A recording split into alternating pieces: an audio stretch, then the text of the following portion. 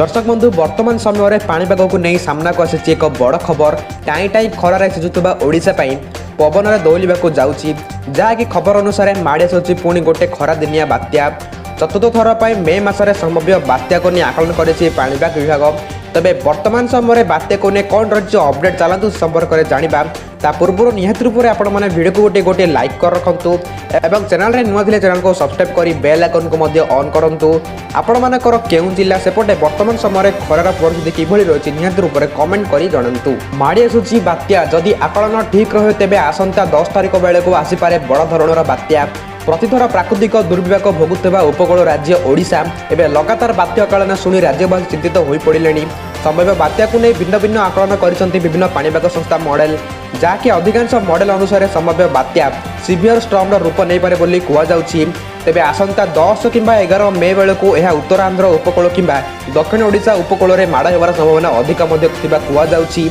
तेबे से जहाँ भी होना कहीं बात्या को एड़ाई हेब ना बोली अभिज्ञ पाणीपाग विशेषज्ञ तथा आईएमडी डीजी मृत्युंजय महापात्र सूचना देइछंती।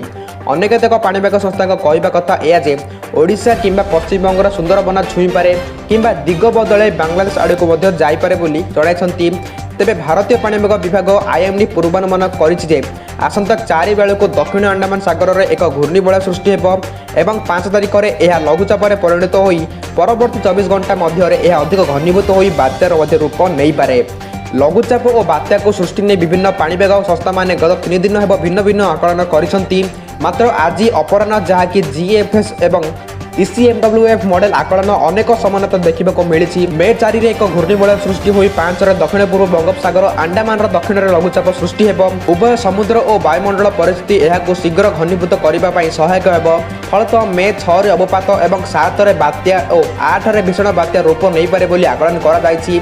तेबे वर्तमान मॉडल कहूछि जे मे 6 रे गतिपथ उत्तर पश्चिम बा पूर्व उत्तर पश्चिम दिगरे गति करी आंध्रार दक्षिण उपकूल आड़ को मुहाइब। जदि यह ठीक हुए तेबे आसंता 8 तारिख उपकूल ओडिशा रे पागरे परिवर्तन घटी वर्षार परिमाण बढ़ीजिव।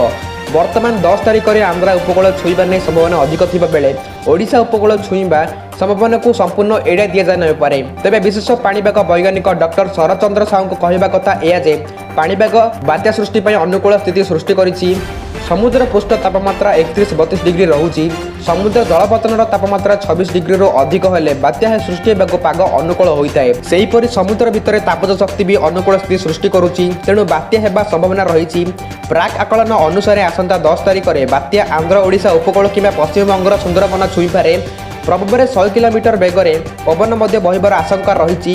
ओडिशा रे 8 रु पाग बदलिबा सह 9 रु वर्षा मध्य होई पारे। तेबे संभाव्य बात्यार गतिपथ एने स्पष्ट आकलन करने सहज नुहे। तेणु आपण निहत रूप से भिडियो को गोटे लाइक कर रखु और भिडियो को प्रचुर परिमाण निज फैमिली मेंबर और फ्रेंड्स मान शेयर कर रखु। ता सह आम चैनल रे नुआ थिले चैनल को सब्सक्राइब करी बेल आइकन को ऑन कर दियंतु।